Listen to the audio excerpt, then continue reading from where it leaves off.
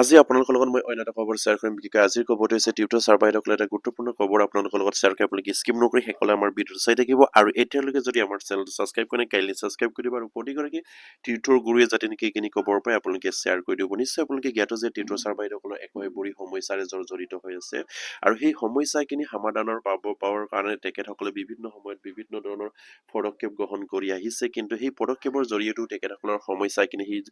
যোৱাটো 5 বছৰত কোনো এটা আগ্ৰগতি তেখেতসকলে দেখিবলৈ পোৱা নগল আৰু সেইবাবে টিউটৰ ছাৰ্ভাইসকলে অসম চৰকাৰৰ মাননীয় মুখ্যমন্ত্ৰী আৰু শিক্ষামন্ত্ৰীক বাৰম্বাৰকৈ অনুৰোধ জনাই আহিছে যে যদিহে টিউটৰ ছাৰ্ভাইসকলৰ কাৰণে যিখিনি কোৱালিফিকেশ্যন লাগে সেই কোৱালিফিকেশ্যনখিনি লোৱাৰ এটা সুব্যৱস্থা কৰি দিব লাগে আৰু তেখেতসকলক টিউটৰৰ পৰা টিচাৰ আপগ্ৰেড কৰিব লাগে যিহেতু আমাৰ টিউটৰ ছাৰ্ভাইসকলে যিমানখিনি আন্দোলন প্ৰতিবাদী কাৰ্যসূচী ৰূপায়ণ কৰিছিলে তাত দাবী এটা উত্থাপন কৰিছিলে যে সকলো টিউটৰ ছাৰ্ভাইসকলক বিনা চাৰ্টে টিউটৰৰ পৰা টিচাৰ আপগ্ৰেড কৰিব লাগে কিন্তু অসম চৰকাৰে তাত গুৰুত্ব প্ৰদান নকৰিলে যদিহে অসম চৰকাৰে বিনা স্বাৰ্থ যদি টিউটৰ ছাৰ্ভাইসকলক আপগ্ৰেড কৰিব নোৱাৰে তেনেহলে টিউটৰ ছাৰ্ভাইসকলে এতিয়া তেখেতসকলে অনুৰোধ কৰিছে যি আইনটোত লিখা আছে যিখিনি কোৱালিফিকেশ্যন গ্ৰহণ কৰিব লাগে সেইখিনি লোৱাৰ এটা সুব্যৱস্থা কৰি দিবৰ কাৰণে তেখেতসকলে এতিয়া দাবী উত্থাপন কৰিছে আৰু সেইমতে মাননীয় মুখ্যমন্ত্ৰীয়ে শ্ৰীভূমি জিলাত তেখেতসকলে সংবাদ মেলৰ আগত ঘোষণা কৰিছিলে যে টিউটৰ ছাৰ্ভাইসকলৰ কাৰণে বিশেষ টেট পতাৰ এটা ব্যৱস্থা কৰিছো বা তেখেতসকলৰ কাৰণে বিশেষ টেট এটা পতাৰ চিন্তা চৰ্চা কৰিছো বুলি তেখেতসকলে জানিবলৈ দিয়ে আৰু সেইবাবে টিউটৰ ছাৰ্ভাইসকলে এতিয়া মাননীয় মুখ্যমন্ত্ৰীক অনুৰোধ জনাইছে যদিহে চিন্তা চৰ্চা কৰিছে তেনেহলে ফেব্ৰুৱাৰী মাহৰ ভিতৰতে সেইখিনি অফিচিয়েলি নটিফিকেশ্যন পাব্লিছ কৰিবৰ কাৰণে অনুৰোধ জনাইছে টিউটৰ ছাৰ্ভাইসকলৰ বিশেষ টেট পতাৰ যিখিনি অফিচিয়েলি নটিফিকেশ্যন সেইখিনি দিবৰ বাবে তেখেতসকলে অনুৰোধ কৰিছে আৰু সেয়েহে তেখেতসকলৰ এশএবুৰি সমস্যা চিন্তা কৰি টিউটৰ ছাৰ্ভাইসকলে বিভিন্ন সময়ত যি ধৰণৰ কাৰ্যসূচী হাতত লৈছিলে সেইখিনি সফল নহল আৰু সেইবাবে তেখেতসকলে পৰৱৰ্তী পৰ্যায়ত চৰকাৰৰ লগত থাকি চৰকাৰে যি ধৰণে টিউটৰ ছাৰ্ভাইসকলৰ পৰা কোৱালিফিকেশ্যন বিচাৰিছে সেইখিনি ল'বৰ বাবেও তেখেতসকলে এতিয়া সাজু হৈছে আৰু সেইবাবে মাননীয় মুখ্যমন্ত্ৰীক তেখেতসকলে ঘোষণা কৰা মতে যদিহে বিশেষ টেট পতাৰ এটা ব্যৱস্থা যদি কৰিছে তেনেহলে সেই ফেব্ৰুৱাৰী মাহৰ ভিতৰতে তেখেতসকলক এইখিনি নটিফিকেশ্যন পাব্লিছ কৰিবৰ কাৰণে চৰকাৰীভাৱে বা অফিচিয়েলি পাব্লিছ কৰিবৰ কাৰণে অনুৰোধ জনাইছে আৰু প্ৰতিগৰাকী টিউটৰ ছাৰ্ভাইসকলে তেখেতসকলে হয়তো আপোনালোকে হয়তো গমেই পাইছে এতিয়া কোনটো পদৰে গতি কৰিলে আমাৰ সমস্যাখিনি সমাধা হ'ব এই চিন্তা চৰ্চা কৰি প্ৰতিজন টিউটৰ ছাৰ্ভাইসকলে চৰকাৰৰ পক্ষত থাকি চৰকাৰে যি ধৰণে বিচাৰিছে সেইমতে আপোনালোকে খোজ মিলাই গৈ আপোনালোকৰ কোৱালিফিকেশ্যনখিনি লোৱাৰ এটা ব্যৱস্থা কৰক আৰু সেইখিনি লোৱাৰ পাছত আপোনালোকে আপগ্ৰেডৰ কাৰণে ডিমাণ্ড কৰক তেতিয়াহে আপোনালোকৰ সমস্যাখিনি সমাধা কৰিব নহলে অসম চৰকাৰে যদি বিনা স্বাৰ্থত যদি লাগি থাকে তেনেহলে অসম চৰকাৰে যেন কৰিবলৈ কোনো তেখেতসকলে চিন্তা চৰ্চা নকৰিব আৰু সেইবাবে আপোনালোকে এতিয়া অসম চৰকাৰৰ লগত লাগি তেখেতসকলে যি ধৰণৰ কোৱালিফিকেশ্যন বিচাৰিছে সেইখিনি ল'বৰ কাৰণে আপোনালোকে চিন্তা চৰ্চা কৰিব বুলি আশাবাদী আৰু যিহেতু ফেব্ৰুৱাৰী মাহতেই আমাৰ সেই চৰকাৰটো শেষৰটো হয়তো আপোনাৰ লেখা অনুদান যিখিনি বাজেট হ'ব সেই বাজেটতে যাতে নেকি টিউটৰ ছাৰ্ভাইসকলৰ কাৰণে এটা গুৰুত্বপূৰ্ণ খবৰ পায় বা তেখেতসকলৰ যিখিনি চেলাৰী ইনক্ৰিজ যিখিনি 6%ৰ কথা অলৰেডি মাননীয় মুখ্যমন্ত্ৰী বা শিক্ষামন্ত্ৰী অলৰেডি কেবিনেটত পাছ কৰি ঘোষণা কৰি ৰাখিছে সেইখিনিক যাতে নেকি মূল দৰমহাটো অকমান বৃদ্ধি কৰিব পাৰে নেকি সেইখিনি আপোনালোকে প্ৰেচাৰ দিব যাতে নেকি এই ফেব্ৰুৱাৰী মাহৰটোত যিহেতু আমাৰ আকৌ অসম চৰকাৰ শেষৰটো বাজেট অধিৱেশন বহিব সেই বাজেট অধিৱেশনত যাতে নেকি সেই মূল দৰমহাটো যেন অসম চৰকাৰ বৃদ্ধি কৰাৰ এটা দায়িত্ব লয় বা তেখেতসকলে যেন ঘোষণা কৰে সেয়ে আপোনালোকে চিন্তা কৰি এতিয়া যি ধৰণৰ কাৰ্যসূচী সেই আপোনাৰ ফেব্ৰুৱাৰী মাহৰ আগত বা ফেব্ৰুৱাৰীৰ যিখিনি দিন পাইছে সেইখিনি যি ধৰণৰ কাৰ্যসূচী আপোনালোকে ল'ব লাগে সেইখিনি লোৱাৰ এটা ব্যৱস্থা কৰিব বুলিও আমাৰ টিউটৰ ছাৰ্ভাইসকলক মই অনুৰোধ জনাইছো আৰু প্ৰতিগৰাকী টিউটৰ গুৰুৱে যাতে নেকি আপোনালোকৰ কেন্দ্ৰীয় কমিটিৰ নেতৃত্বত যি ধৰণৰ কাৰ্যসূচী হয়তো হৈছিলে বা আগতে যি ধৰণে হৈ গৈছে সেইমতে যদি আপোনালোকৰ কামখিনি নহল বুলি আপোনালোকে কেতিয়াও চিন্তা নকৰিব কাৰণ নতুনকৈ যিবিলাক আকৌ সমিতি এটা গঠন কৰিবলৈ গৈ আছে আৰু যিবিলাক সমিতিৰ জৰিয়তে হয়তো আপোনালোকৰ সমস্যাখিনি এটা সমাধান এটা চিন্তা চৰ্চা কৰিব আৰু সেইবাবে প্ৰতিগৰাকী টিউটৰ ছাৰ্ভাইসকলে সেই কমিটিবিলাকৰ লগত যোগাযোগ কৰক আৰু আপোনালোকৰ নেতৃত্ববৰ্গৰ লগত আলোচনা কৰক আৰু সকলোৱে মিলি এই একোজকৈ আগুৱাই গৈ যাতে নেকি আপোনালোকৰ সমস্যাখিনি সমাধানৰ এটা গতি লৈ সেয়া আশা কৰিছো আৰু প্ৰতিগৰাকী টিউটৰ ছাৰ বাইদেউসকলে সেয়ে চিন্তা চৰ্চা কৰিব বুলি মোৰ আশাবাদী কাৰণ আগতে যিবিলাক হৈ গ'ল মানে যোৱাটো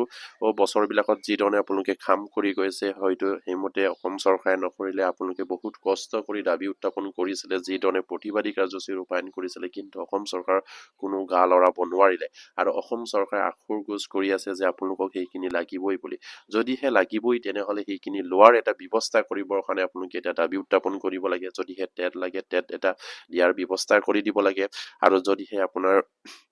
DLL লাগে DLL লোৱাৰ এটা সুব্যৱস্থা কৰি দিব লাগে সেইখিনি এই দাবী লৈ আপোনালোকে আগবাঢ়ক নিশ্চয়কৈ আপোনালোকৰ কামখিনি সফল হ'ব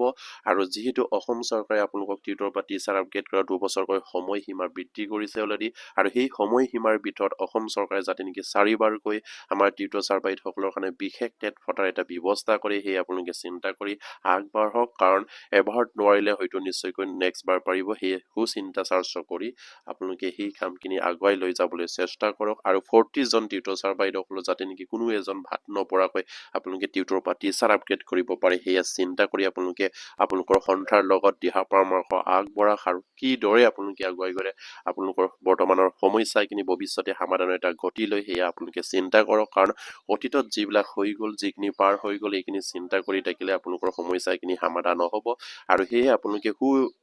এটা চিন্তা চৰ্চা কৰি বৰ্তমান আপোনালোকে যিধৰণে আগবাঢ়িলে ভৱিষ্যতে আপোনালোকৰ কামখিনি হৈ উঠিব সেয়ে চিন্তা চৰ্চা কৰি আপোনালোকে আগুৱাই যাওক আৰু প্ৰতিগৰাকী টিউটৰ গুৰুৱে আমাৰ কেন্দ্ৰীয় কমিটিৰ লগত যোগাযোগ কৰক আৰু নতুনকৈ যিখিনি আপোনাৰ একাডেমিক কোৱালিফিকেশ্যন আৰু DLED কোৱালিফিকেশ্যন এছ'চিয়েশ্যনৰ এটা সন্থা গঠন কৰিছে সেই সন্থাৰ জৰিয়তে যাতে নেকি আমাৰ সমস্যাবিলাক অতি সোনকালে সমাধান হ'ব পাৰে সেয়ে চিন্তা চৰ্চা কৰি তেখেতসকলে সেই সন্থাটো গঠন কৰিছে সেই সন্থাৰ এটাই উদ্দেশ্য হৈছে আমাৰ টিউটৰ ছাৰ বাইদেউসকলক যদি বিশেষ টেটৰ প্ৰয়োজন আছে যদি DLEDৰ প্ৰয়োজন আছে তেনেহলে অসম চৰকাৰে এইখিনি লোৱাৰ এটা ব্যৱস্থা কৰি দিব লাগে আৰু সেই চৰকাৰৰ পক্ষত থাকি তেখেতসকলে আমাৰ সমস্যাখিনি সমাধানৰ এটা গতি ল'বৰ কাৰণে তেখেতসকলে চিন্তা চৰ্চা কৰিছে আৰু সেইবাবে তেখেতসকলে আগুৱাইও গৈছে আৰু মাননীয় মুখ্যমন্ত্ৰী বা শিক্ষামন্ত্ৰীকো তেখেতসকলে হয়তো লগ কৰি এইখিনি কথা অলৰেডি অৱগত কৰিছে আৰু সেইমতে মাননীয় মুখ্যমন্ত্ৰীও হয়তো ঘোষণা কৰিছে যে আমাৰ টিউটৰ ছাৰ বাইদেউসকলৰ কাৰণে বিশেষ টেট পতাৰ এটা সুব্যৱস্থা কৰিবৰ কাৰণে তেখেতসকলে চিন্তা চৰ্চা কৰিছে বুলি আৰু সেয়েহে প্ৰতিগৰাকী টিউটৰ গুৰুলৈ মই অনুৰোধ কৰিম আপোনালোকে কোনেও কাকো দোষাৰোপ নকৰি মিলা প্ৰীতিৰে আপোনালোকে আগুৱাই যাওক আৰু আপোনালোকৰ সমস্যাখিনি সেই 2 বছৰৰ ভিতৰত এটা সমাধানৰ এটা ভোট লওক আৰু আপোনালোকে টিউটৰ বা টিচাৰ আপগ্ৰেড কৰাৰ চিন্তা চৰ্চা কৰিব বুলি আশাবাদী আৰু প্ৰতিগৰাকী টিউটৰ গুৰু যাতে নেকি এইখিনি খবৰ পাই আপোনালোকে শ্বেয়াৰ কৰি দিব আৰু অসমৰ মাননীয় মুখ্যমন্ত্ৰী আৰু শিক্ষামন্ত্ৰীয়ে যাতে নেকি আমাৰ খবৰবিলাক গম পায় অন্ততঃ আমাৰ দৰমহাখিনিও তেখেতসকলে চলিব পৰাকৈ সমকামৰ সমমৰ্যাদালৈ নিব পাৰে সেয়ে তেখেতসকলক আমি অনুৰোধ কৰিছোঁ আৰু তেখেতসকলে যেন সেইখিনি যদি চাই আছে তেনেহ'লে নিশ্চয়কৈ এইখিনি কৰিব বুলি আপোনালোকৰ জোৰে অনুৰোধ কৰিছোঁ আমাৰ টিউটৰ ছাৰ বাইদেউসকলৰ হয় কাৰণ মাননীয় মুখ্যমন্ত্ৰী আৰু শিক্ষামন্ত্ৰীয়ে বিশেষকৈ মুখ্যমন্ত্ৰীয়ে যি কৰিম বুলি কয় সেয়া কৰি দেখুৱাই আৰু সেইমতে টিউটৰ ছাৰ বাইদেউসকলকো তেখেতে কথা দি ৰাখিছিলে যে টিউটৰ ছাৰ বাইদেউসকলৰ সমস্যাখিনি সমাধান কৰা হ'ব আৰু তেখেতসকলৰ দৰমহাখিনি আপোনাৰ চলিব পৰাকৈ তেখেতসকলক প্ৰদান কৰিব আৰু সেইবাবে তেখেতসকলে এতিয়া হয়তো বুজি উঠিছে যে আমাৰ টিউটৰ ছাৰ বাইদেউসকলৰ মূল দৰমহাটো নিশ্চয়কৈ বঢ়াব লাগে তাৰ পাছতে 6% বৃদ্ধি কৰিব লাগে আৰু সেয়ে আমাৰ সেই যিটো বাজেট অধিৱেশন হ'ব বাজেট অধিৱেশনৰ আগতে যদি কেবিনেট হয় সেই কেবিনেটতে যাতে নেকি মাননীয় মুখ্যমন্ত্ৰীয়ে আমাৰ বিষয়টো চিন্তা চৰ্চা কৰি তেখেতসকলৰ আমাৰ যি টিউটৰ ছাৰ বাইদেউসকলৰ মূল দৰমহা LPMEৰ ক্ষেত্ৰত পাই আছে সেইখিনি অন্ততঃ তেখেতসকলৰ দৰমহাখিনি সমকামৰ দৰমহালৈ নি তেখেতসকলৰ প্ৰতি বছৰে 6% বৃদ্ধি কৰে এটা সুযোগ সুবিধা প্ৰদান কৰিব বুলি আশাবাদী আৰু তেখেতলৈ অনুৰোধ ৰাখিলে আমাৰ ফালৰ পৰাও আৰু প্ৰতিগৰাকী টিউটৰ গুৰুৱে যাতে নেকি আমাৰ ভিডিঅ'বিলাক শ্বেয়াৰ কৰি দিব আৰু এতিয়া টিউটৰ ছাৰ বাইদেউসকলৰ এটাই উদ্দেশ্য যে তেখেতসকলক যদি বিশেষ টেটৰ প্ৰয়োজন আছে তেনেহ'লে অসম চৰকাৰে সেই বিশেষ টেট পতাৰ এটা ব্যৱস্থা কৰক আৰু মাননীয় মুখ্যমন্ত্ৰীয়ে ঘোষণা কৰাৰ মতে ফেব্ৰুৱাৰী মাহৰ ভিতৰতে সেই বিশেষ টেটৰ অফিচিয়েলি নটিফিকেশ্যন পাব্লিছ কৰিবৰ কাৰণে তেখেতসকলে অনুৰোধ জনাইছে আৰু আজি ভিডিঅ'টো ইমানতে শেষ কৰিলোঁ নমস্কাৰ জয় অসম